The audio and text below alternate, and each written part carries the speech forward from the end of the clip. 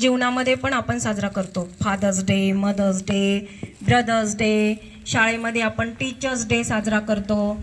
त्याच्यानंतर कधी आपण हिंदी दिवस साजरा करतो, मराठी भाषा दिन साजरा करतो की नाही. तर आज आपल्याला क्षमासाठी एक दिवस साजरा करायचा आहे. मग क्षमा म्हणजे काय, की दुसऱ्यांनी आपल्याबद्दल जे वाईट बोललेलं आहे, वाईट चिंतलेलं आहे किंवा वाईट कृत्य केलेलं आहे, त्याबद्दल आपल्याला समोरच्याला क्षमा करायचं आहे. त्याने माफी मागो अथवा न मागो, त्याला क्षमा करायची आहे. किंवा जर आपल्याकडून जर चूक झालेली आहे, आपल्याला माहीत असतं, समोरच्याला ते समजलं जरी नसेल तरी आपल्या स्वतःला माहीत असतं की आपल्याकडून ही चूक झालेली आहे. कारण की मन आपल्याला कधीच फसवत नाही. आपल्या मनाला माहीत असतं की अरे माझ्याकडून ही चूक झालेली आहे बरं का. तर आपण काय करतो, आपण काय करायचं आहे, ज्याच्या संदर्भात आपल्याकडून चूक झालेली आहे, चूक कोणी जाणून बुजून करत नाही. जो जाणीवपूर्वक केला जातो तो गुन्हा असतो आणि जी नकळत होते ती चूक असते. तर जी चूक आपल्याकडून झालेली असते त्या चुकीबद्दल आपल्याला समोरच्याची क्षमा मागायची आहे. जर आपल्याला आज असं सांगितलं की चला आज क्षमा दिवस आहे, आज सगळ्यांनी एकमेकांची क्षमा मागायची आहे, मग तुम्ही काय कराल बरं, काय कराल? एकमेकांची क्षमा मागायची म्हणजे कोणाकडे जाल तुम्ही जाल आपल्या मित्रांकडे सगळ्यात आधी, हो की नाही. मित्रांकडे जाल आणि सांगाल की अरे बाबा मला क्षमा कर, माझ्याकडून काही चुकले असेल तर. पण याचा इतका संकुचित अर्थ नाहीये. मित्रांकडे तर कोणीही क्षमा मागेल किंवा मित्रांना कोणीही क्षमा करेल, पण क्षमा ही आपण शत्रूकडे मागितली पाहिजे. जो आपला शत्रू आहे, कधी काळी त्यांनी आपल्याबद्दल वाईट बोललेला आहे किंवा आपल्याबद्दल वाईट चिंतलेला आहे, त्याला आपण क्षमा करायची आहे. किंवा ज्याच्याबद्दल आपण वाईट बोललेलो आहे त्याच्याकडे आपण क्षमा मागायची आहे. जर अशा बाबतीमध्ये आपण क्षमा मागू शकलो तर तो खरा धाडसीपणा म्हणावा. असं म्हटलं जातं की क्षमा वीरस्य भूषणम, म्हणजेच क्षमा हा वीरांचा अलंकार आहे. क्षमा म्हणजे बेकडपणा नाहीये. एखाद्याला जर तुम्हाला सांगितलं की 2 जण उभे केले की ज्या मुलांचं खूप भांडण आहे किंवा 2 भाऊ असे आहेत की ज्यांचं वर्षानुवर्षापासून भांडण सुरू आहे, मग त्या भावांना जर असं विचारलं की तुझ्या भावाला मारायला जास्त सोपं आहे की तुझ्या भावाकडे क्षमा मागायला जास्त सोपं आहे, काय सोपं आहे त्याला? क्षमा मागणं सोपं आहे. पण क्षमा मागण्यासाठी आपल्याला आपला अहंकार, आपला इगो, आपला अहंभाव आपल्याला बाजूला ठेवावा लागतो. जर आपण आपला अहंकार आणि इगो बाजूला नाही ठेवला तर आपण क्षमा मागू शकत नाही. आपण दिवाळी साजरी करतो ना, सगळे सण उत्सव साजरे करतो. आताच गणपती होऊन गेले, महालक्ष्मी होऊन गेली. आपण काय करतो, घरामध्ये स्वच्छता करतो की नाही, करतो ना, स्वच्छता करतो. घरामधले सगळे जळमटे काढतो, घरामधली सगळी भांडी स्वच्छ करतो, सगळे जे ठेवणीतले कपडे असतील, अंथरणाचे पांघरणाचे सगळे कपडे धुवून काढतो, एकदम छान स्वच्छता करतो घरामध्ये आपण, बरोबर. तसं आपण कधी मनाची स्वच्छता केली का? नाही. आपण मनाची स्वच्छता करण्यासाठी कधीच प्रयत्न करत नाही. आपण घरामध्ये सण साजरा करतोय पण शेजारी सख्खा भाऊ राहतोय की ज्याच्याशी आपण वर्षापासून बोलत नाही, त्या भावाला आपण कधी आपल्या घरी बोलवतो का? चल रे बाबा आज सण आहे, हे तू माझ्याकडे जेवायला. नाही, त्याचं माझं भांडण झालेलं आहे, मी कशाला बोलू त्याच्यासोबत. हा अहंभाव आहे आणि हा अहंभाव जोपर्यंत आपण सोडत नाही तोपर्यंत आपल्यामध्ये क्षमा हा गुण येत नाही. तर एक असं गीत आहे, ते 2 ओळी मी तुमच्या समोर सांगते. कभी प्यासे को पानी पिलाया नहीं, बाद अमृत पिलाने से क्या फायदा. कभी भूखे को भोजन खिलाया नहीं, बाद आंसू बहाने से क्या फायदा. मैं काशी बनारस मथुरा गया, गंगा नहाते हुए ये ख्याल आ गया. मैंने तन को धोया मन को धोया नहीं, फिर गंगा नहाने से क्या फायदा, कभी प्यासे को पानी पिलाया नहीं, बाद अमृत पिलाने से क्या फायदा। आपण कितीही देवधर्म केला, आपण कितीही नद्यांमध्ये जाऊन पवित्र स्नान केले, पंढरपूरच्या वाऱ्या करतोय, आपण काशीला जातोय, चारधामला जातोय, पण जर आपण आपल्या मनातले जळमटे जर साफ नाही केले, आपल्या मनामध्ये ज्या दुसऱ्यांबद्दल निगेटिव्ह भावना आहेत त्या जर आपण स्वच्छ नाही केल्या, दुसऱ्यांना जर आपण क्षमा नाही केलं, तर आपलं मन कधीच रित होत नाही. आपल्या मनामध्ये आपल्याला क्षमा भरण्यासाठी जागाच नाहीये. जर आपण आपल्या मनातला राग, द्वेष, क्रोध जर बाहेर काढला तर आपल्या मनामध्ये क्षमेला जागा होऊ शकते. बघा, आपण पाऊस पडण्यापूर्वी काय करतो, शेतामध्ये जमिनीची मशागत करतो की नाही, नांगरणी करतो. त्याच्यामुळे काय होतं बरं, जमीन सॉफ्ट होते ना. एक पाऊस पडल्यानंतर जमीन थोडीशी सॉफ्ट होते है ना. त्याच्यानंतरच आपण बी रोवतो, बरोबर आहे का. त्याच्यानंतरच बी रोवतो. पाऊस पडल्यानंतर जेव्हा जमीन सॉफ्ट होते, माती जेव्हा सॉफ्ट होते, मऊ होते, त्यावेळेस आपण त्या जमिनीमध्ये बी रोवत असतो. तसंच जोपर्यंत आपल्या मनामध्ये मृदुता भाव येणार नाही किंवा दयाभाव येणार नाही, संयम येणार नाही, तोपर्यंत आपण क्षमा दुसऱ्यांना करू शकत नाही. आधी आपल्याला स्वतःला दया आणि मृदुता, दया आणि करुणा हे जे दोन अंग आहेत, हे क्षमेचेच अंग आहे. जर आपल्यामध्ये दयाभाव असला, करुणाभाव असला, तर आपण दुसऱ्यांना सहज क्षमा करू शकतो, अहंकार सोडून. त्याबद्दल काही उदाहरणं, काही गोष्टी मी तुम्हाला सांगते. संत एकनाथांची एक गोष्ट आहे. संत एकनाथांनी एकदा काय केलं होतं, संत एकनाथांनी एकदा नदीमध्ये बुडणाऱ्या एका मनुष्याला वाचवलं होतं. मग आता त्यांना नदीमध्ये बुडताना माणूस त्यांनी बघितला, तर त्यांना फक्त एवढाच भाव आला की अरे, तो व्यक्ती नदीमध्ये बुडत आहे, तर आपण त्याला वाचवायला पाहिजे, तो एक मनुष्य आहे. म्हणून त्यांनी त्या व्यक्तीला वाचवलं. पण ती व्यक्ती अस्पृश्य असल्याने त्यांच्या समाजातील इतर लोकांनी संत एकनाथांना वाळीत टाकले. वाळीत टाकणे म्हणजे काय, ज्ञानेश्वर महाराजांना पण वाळीत टाकले होते हे ना, तुम्हाला माहिती असेल गोष्ट ज्ञानेश्वर महाराजांची. तर संत एकनाथ महाराजांना वाळीत टाकले. पण वाळीत टाकल्यानंतर समाज काय करतो की अरे, याच्याशी बोलायचं नाही बरं का, अरे याच्या घरी जायचं नाही बरं का, याला आपल्या कोणत्या कार्यक्रमात बोलवायचं नाही, असा प्रकार असतो. तर त्यामुळे ते असंच एकदा पुन्हा नदीमध्ये स्नान करण्यासाठी गेलेले होते. ते नदीतून स्नान करून बाहेर आले आणि बाहेर आल्यानंतर एका व्यक्तीने त्यांच्या अंगावर थुंकले की अरे, हा तर अस्पृश्य, याने तर अस्पृश्याला वाचवलं, हा काय आंघोळ करून येतो, म्हणून त्याच्या अंगावर थुंकले. तर त्या व्यक्तीला संत एकनाथ महाराजांनी काहीच बोललं नाही. ते पुन्हा नदीत गेले, आंघोळ केली, पुन्हा बाहेर आले. त्या व्यक्तीने पुन्हा थुंकला. एकनाथ महाराज पुन्हा गेले, पुन्हा आंघोळ करून आले, तो व्यक्ती पुन्हा थुंकला. असे एकूण 108 वेळा तो मनुष्य संत एकनाथ महाराजांच्या अंगावर थुंकला, 108 वेळा. तर नंतर त्या व्यक्तीलाच इतकी लाज वाटायला लागली की अरे, आपण ह्या व्यक्तीचा इतका अपमान करतोय, तरी सुद्धा ही व्यक्ती काहीच बोलत नाहीये. जी व्यक्ती समोरची क्रिया करते ना, त्या व्यक्तीला प्रतिक्रियेची आवश्यकता असते. जर आपण प्रतिक्रियाच दिली नाही तर समोरची व्यक्ती आपोआप शांत होते. मग ती व्यक्ती संत एकनाथ महाराजांजवळ येते आणि विचारते की मला क्षमा करा, मी तुमचा इतका वेळा अपमान केला, इतका वेळा तुमच्या अंगावर थुंकलो, पण तुम्ही काहीच नाही बोललात मला.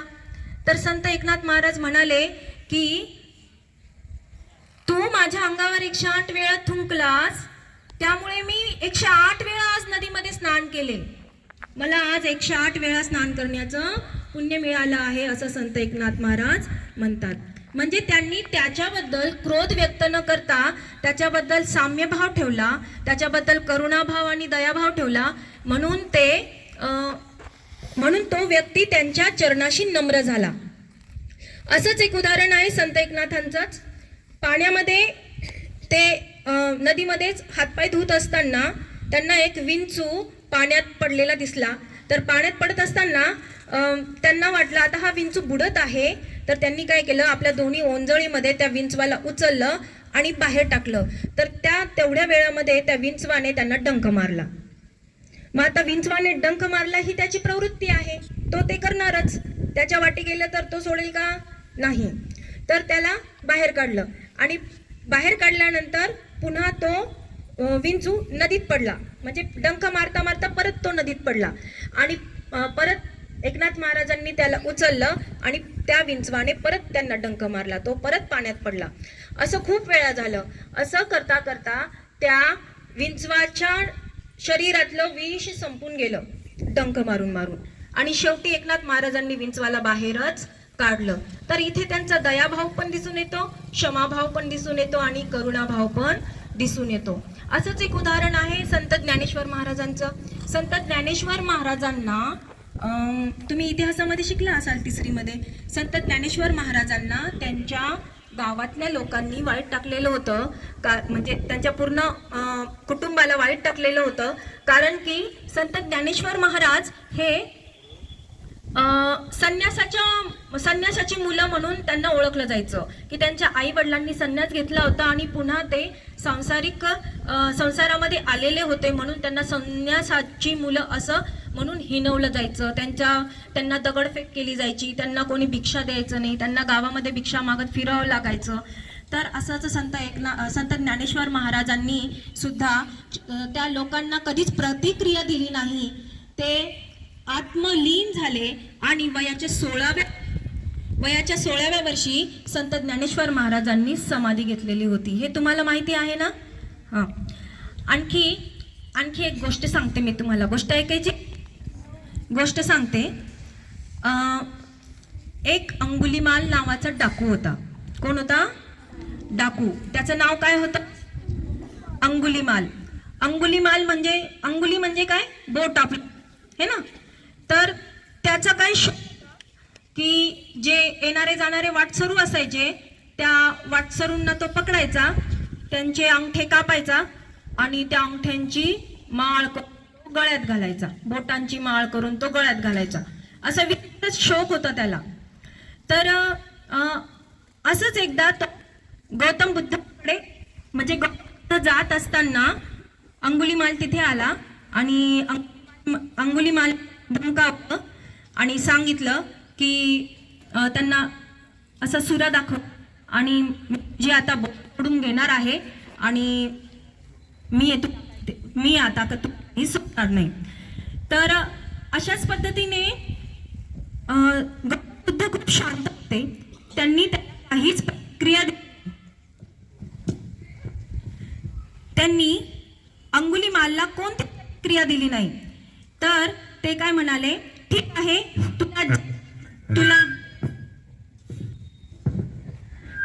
तुला जे ते मी दे, पण या आधी काम कर, या आधी एक काम कर. तर की तुला ते झाड दिसतंय ना, तर तू एक पान.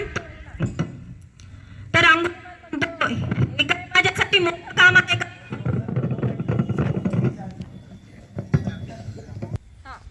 तर अंगुलीमाल काय करतो? अंगुलीमाल म्हणतो हे काय माझ्यासाठी मोठं काम नाहीये.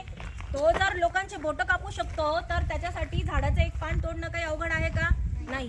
तो जातो आणि झटकन झाडाचं एक पान तोडून आणतो. तर गौतम बुद्ध म्हणतात की आता तू काय कर, हे पान पुन्हा नेऊन त्या झाडाला जोडून आण. म्हणतो हे तर तुम्ही काही सांगू लागले मला, झाडाचं तोडलेलं पान कधी पुन्हा जोडता येणार नाही. आणि मग गौतम बुद्ध त्याला सांगतात की असंच आपण जीवनामध्ये तोडायला शिकलं नाही पाहिजे, आपण जोडायला शिकलं पाहिजे. आणि जोडणं कधी जमेल आपल्याला, जेव्हा आपण दुसऱ्यांवरती क्षमाभाव ठेवू त्यावेळेसच आपल्याला जोडणं जमेल.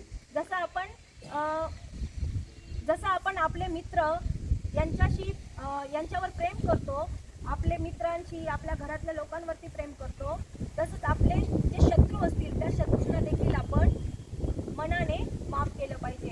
गौतम बुद्धांना एकदा एक माणूस खूप शिव्या देत होता, येता जाता कंटिन्यू त्यांना शिव्या देत होता. आणि गौतम बुद्ध मात्र स्वतः ध्यानस्थ होते, ते खूप शांत होते आणि त्यांनी त्या माणसाला सुद्धा काहीच प्रतिक्रिया दिली नाही. तर तो माणूस शेवटी गौतम बुद्धांकडे जाऊन म्हणाला, अरे माणसा, मी तुला किती वेळपासून शिव्या देत आहे, तू काहीच का बोलत नाही? गौतम बुद्ध म्हणतात, तू ज्या शिव्या दिल्या त्या मी घेतल्याच नाही, तू दिलेल्या शिव्या मी घेतल्याच नाही, मग त्या मला लागतील कशा किंवा माझ्या होतील कशा? जर समजा आपण एखादी वस्तू दुसऱ्याला देतोय, ती वस्तू जर त्या व्यक्तीने स्वीकारली तरच ती वस्तू त्या व्यक्तीकडे जाते. गौतम बुद्ध म्हणतात, जर मी त्या शिव्या स्वीकारल्याच नाही तर त्या शिव्या माझ्यापर्यंत येणारच नाही. त्यामुळे तू दिलेल्या शिव्यांचा माझ्यावरती काहीही प्रभाव पडत नाही. आणि अशा पद्धतीने गौतम बुद्ध पुन्हा एकदा त्या व्यक्तीला माफ करतात. येशू ख्रिस्तांचं नाव ऐकलेलं आहे तुम्ही? येशू ख्रिस्त कोणत्या धर्माचे आहेत? ख्रिश्चन धर्माचे आहेत. येशू ख्रिस्त यांनी त्यांच्या आयुष्यभर दया, क्षमा आणि शांतीचा प्रसार केलेला होता. तर येशू ख्रिस्त मृत्यूसमयी त्यांना तिथल्या राज्यातल्या लोकांनी त्यांना क्रूसावरती चढवलेलं होतं. क्रूस म्हणजे ख्रिश्चन धर्मियांचा जो असा चिन्ह असतं ना, तर ते मोठं चिन्ह असतं आणि त्यांना अशा प्रकारे त्यांच्या हातावरती खिळे ठोकलेले होते, त्यांच्या पोटामध्ये खिळे ठोकलेले होते, इथे त्यांच्या डोक्यावरती मोठे मोठे खिळे ठोकून त्यांना असं चौकामध्ये लटकवलेलं होतं. त्या दिवशी येशू ख्रिस्तांचं एक वाक्य होतं, मरण समयी एक वाक्य होतं की देवा, हे सर्व जीव अज्ञानी आहेत. ती क्षमा मागितली की ते काय करता हे त्यांना समजत नाहीये. तर आपण जेव्हा क्षमाभाव ठेवतो त्यावेळेस आपण स्वतःला कमी समजायचं नाही, कारण की कमी समजणारा आपण नसतो, कमी त्याच्यामध्ये असते समोरच्यामध्ये. जर आपण चूक केली तर आपल्याला मान्य करायला काहीच हरकत नाही. उदाहरणार्थ, जर एखाद्या व्यक्तीने आपल्याबद्दल काही वाईट बोललेलं असेल तर आपण त्याला क्षमा, खूप वाईट केलेलं आहे एखाद्या व्यक्तीने, अगदी वर्षानुवर्षाचं भांडण आहे आणि आपलं त्याच्यामुळे खूप नुकसान झालेलं आहे, तरी सुद्धा आपण त्याच्याकडे क्षमा का मागावी? कारण की आपण जर क्रोध केला तर क्रोधाबरोबरच समोरच्यालाही त्रास होतो आणि आपल्यालाही त्रास होतो, कारण की क्रोध हा अग्नीच्या समान आहे. आणि असं म्हणतात की जळता जो वृक्ष असतो, एखादा वृक्ष जर जळत असेल तर त्या वृक्षावरती कधीही पक्षी आपलं घरटं बनवत नाही. आणि म्हणजे त्या व्यक्तीच्या जवळ कोणीच येत नाही. जो व्यक्ती क्रोधाने लिप्त असतो त्या व्यक्तीच्या जवळ कोणी येत नाही. तर क्रोध हा जो असतो तर तो स्वतःला आणि दुसऱ्यांना सुद्धा जाळून टाकणारा असतो. मग आपण दुसऱ्यांना क्षमा का करायची? तुम्ही काय म्हणाल की हा आमचं इतकं वर्षाचं भांडण आहे, तो मला असं बोलला होता, त्यांनी असं केलं होतं, त्यांनी तसं केलं होतं, मग मी का त्याला क्षमा करायची आणि मी कशाला त्याची माफी मागू? तर आपण त्यांना क्षमा यासाठी करायचं आहे, we forgive them not because they deserve the forgiveness.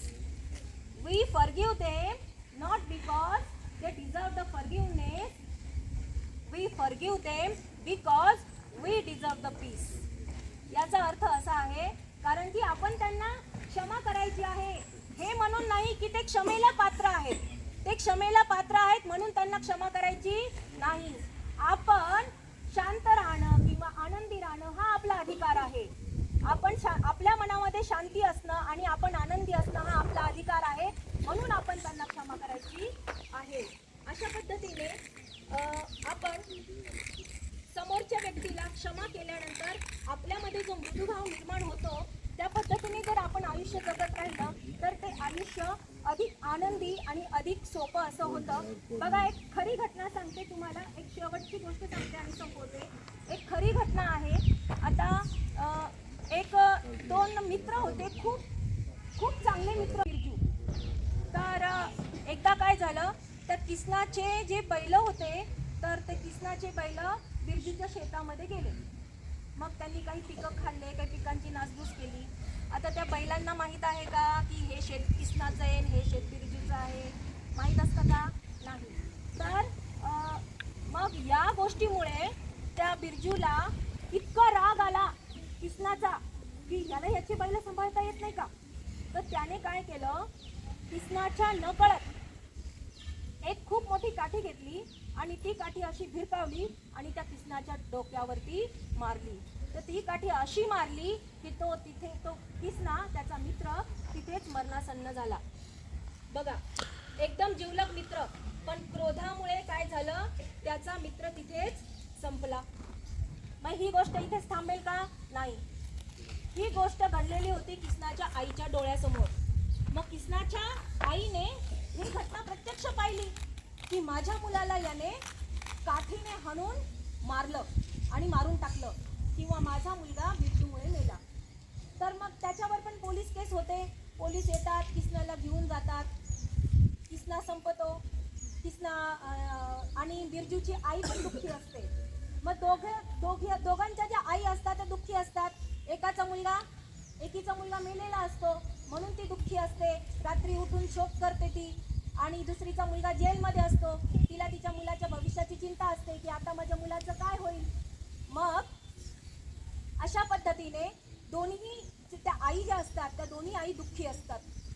मग 8 दिवसानंतर त्या केसची सुनवाई असते कोर्टामध्ये. जज समोर त्या किसनाच्या आईला उभं केलं जातं. किसनाच्या आईने रात्रभर जागून खूप आत्मचिंतन केलेलं असतं आणि ती तिथे तिला साक्ष द्यायला बोलवतात कोर्टामध्ये. तर साक्ष देताना ती साक्ष अशी देते की माझ्या मुलाला काठीने मारला गेलेला आहे हे मी पाहिलं आहे, पण ज्याने माझ्या मुलाला काठीने मारलं त्या व्यक्तीने पायजमा घातलेला होता आणि बिरजू कधी पायजमा घालत नाही. अशी साक्ष जजला, गावातल्या लोकांना खूप आश्चर्य वाटलं. मग निकाल तर जजला द्यावा लागला त्या साक्षावरती. जजने निकाल दिला की बिरजूला आता इथून सोडून देण्यात येत आहे. मग बिरजूला सोडलं गेलं. बिरजूला जेव्हा सोडलं तेव्हा बिरजू सगळ्यात आधी त्याच्या आईकडे न जाता कुणाकडे गेला, कृष्णाच्या आईकडे गेला. किसनाच्या आईकडे गेल्यानंतर त्याने तिच्या पाया पडून माफी मागितली की मी चुकलो आहे, मला क्षमा कर, आणि मी असं वागलेलं असताना देखील तू मला क्षमा का केली हा प्रश्न देखील बिरजू त्या कृष्णाच्या आईला विचारतो. तर त्याची आई म्हणते की अरे मी माझा मुलगा तर गमावलेलाच आहे. तुला कोणतीही शिक्षा झाली, तुला फाशी झाली किंवा तुला कोणतीही शिक्षा झाली तरी माझा मुलगा किसना काही वापस येणार नाही. तू आता तुझ्या आईकडे जा, मी तुला माफ केलं आहे असं ती म्हणते. तर तो किसना तिला म्हणतो की नाही, तूच माझी आई आहे. ती आई ज्या आईने मला जन्म दिला, पण तू मला जीवन दिलेले आहेस, त्यामुळे तूच माझी आई आहे आणि आता मी तुझ्याकडेच राहणार आहे आणि तुझा सांभाळ करणार आहे. तू मला खायला दे अथवा नको देऊ, पण मी तुझा सांभाळ करणार आहे आणि मी तुझ्याचकडे राहणार आहे. तू जसं मला ठेवशील तसं मी राहील असं तो किसना म्हणतो. मग ती म्हणते तू माझ्याकडे का राहतो, तू तुझ्या आईकडे चालले जा. तर तो असं म्हणतो की त्या आईचा जो बिरजू होता त्याला फाशी झाली आणि मी तुझा किसना आहे आणि मी आता तुझ्याचकडे राहणार आहे. तर बघा, क्षमेचा प्रभाव असा असतो. अशा पद्धतीने म्हणजे काही गोष्टी अशा असतात की ज्याला आपण क्षमा करू शकत नाही, पण आपण आपल्या अंतर्मनामध्ये डोकावून एक वेळ खोलवर विचार करून आपण दुसऱ्यांना क्षमा करण्याची भावना मात्र आपल्या मनामध्ये निर्माण अवश्य केली पाहिजे. कारण की शेवटी माणूस